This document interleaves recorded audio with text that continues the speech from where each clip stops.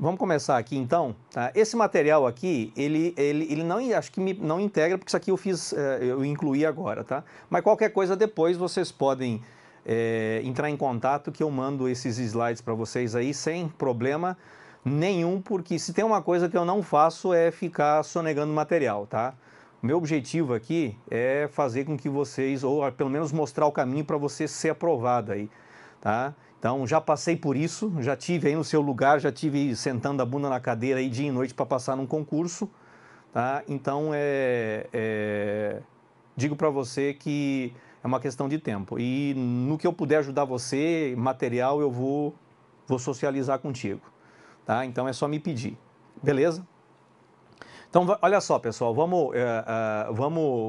fica de olho na tela aqui, que eu vou fazer então eu vou dar para vocês essas informações básicas a respeito do processo penal. Gente, como eu disse para vocês, eu não sei qual é o grau de conhecimento de vocês em matéria processual. Então nós vamos fazer um nivelamento inicial, de maneira então que você tenha, que a gente comece todo mundo junto e no mesmo nível. Bom, gente, vejam só.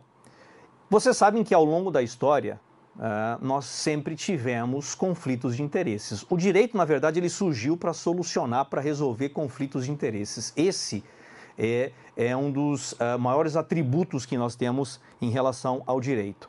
E ao longo da história, os conflitos de interesses sempre estiveram presentes. Então, inicialmente, você resolvia os conflitos de interesse com base na autotutela, ou seja, mandava a lei do mais forte, o problema era resolvido na base da porrada. Tá? Quem ganhava levava tudo. Depois nós evoluímos para a autocomposição, onde você põe fim a um conflito de interesses mediante um acordo. Tá? Então existe essa solução do conflito com entendimento, com acordo.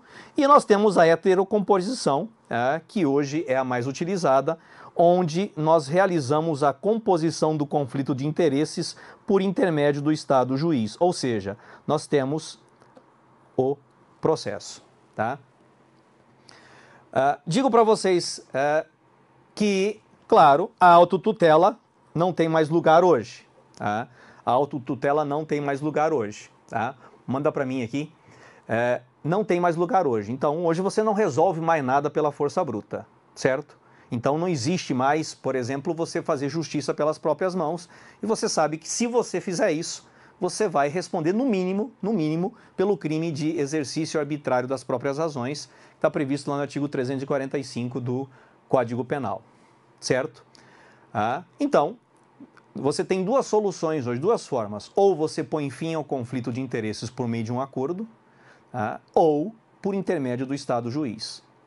Pessoal, veja só, então a regra geral hoje é heterocomposição, certo? Então, a partir do momento em que eu tenho uma demanda na esfera criminal, e essa demanda surge a partir do momento que o cidadão pratica um fato definido como crime, então surge para o Estado o direito de punir, certo?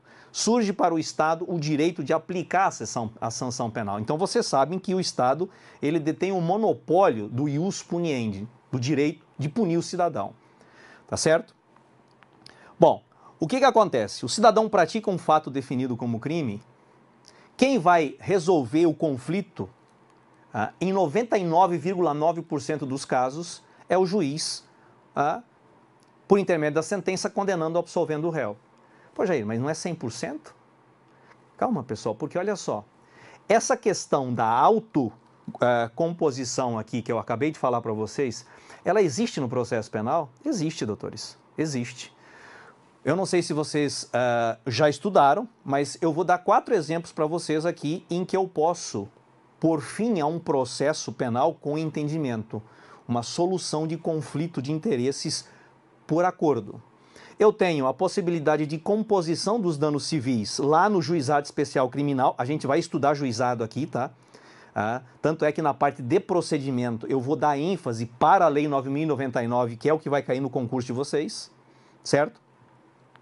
Então nós temos a composição dos danos civis, que importa imediata renúncia ao direito de queixa ou de representação.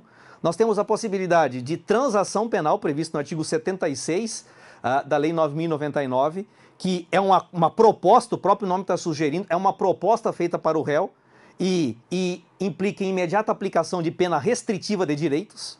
E depois nós temos o artigo 89 da mesma Lei 9.099, que prevê o sursis processual, ou a possibilidade de suspensão condicional do processo, naqueles crimes em que eu tenha uma pena mínima combinada igual ou inferior a 1 ano. E agora eu tenho ainda o novíssimo Acordo de Não Persecução Penal, inserido na nossa legislação processual penal por meio da Lei 13.964, que é o pacote anticrime, artigo 28A.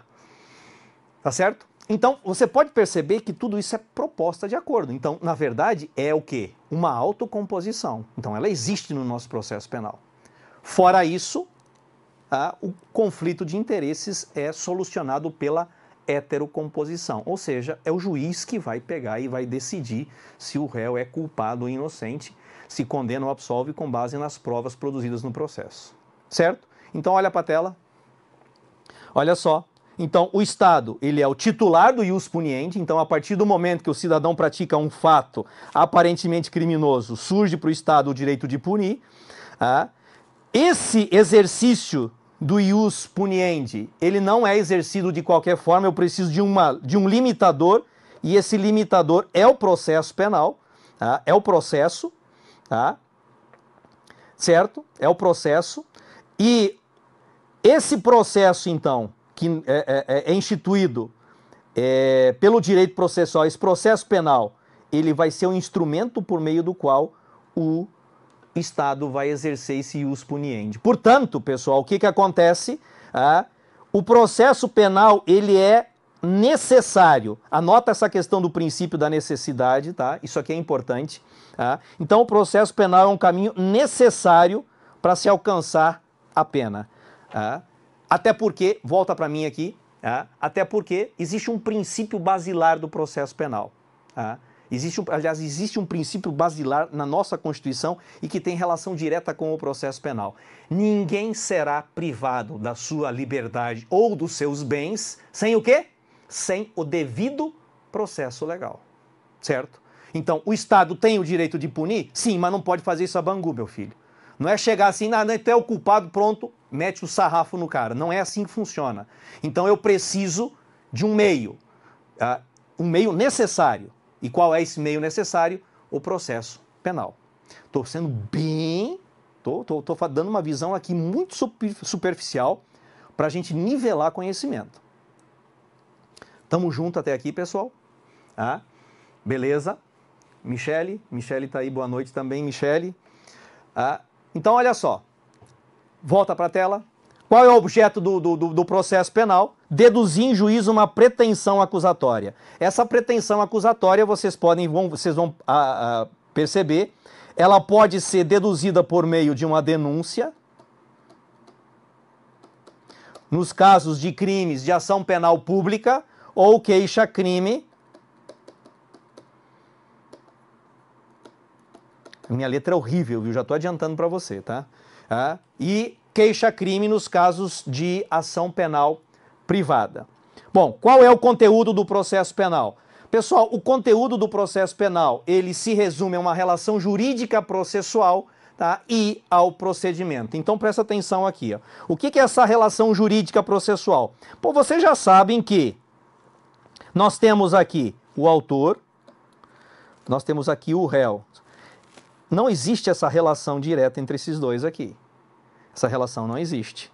Qual é a relação que existe? Eu tenho aqui o juiz, então, existe esta relação aqui, certo? Existe esta relação. Isto é uma relação jurídico-processual, certo? Então, o autor deduz em juízo uma pretensão acusatória, que pode ser uma denúncia ou queixa, o juiz analisa e vê se ela é pertinente, recebe essa denúncia e manda citar o réu. Aliás, deixa eu fazer exatamente isso aqui. Então, pessoal, presta atenção. Olha aqui, ó. Eu tenho um fato aparentemente definido como crime, certo? Esse fato, ele precisa ser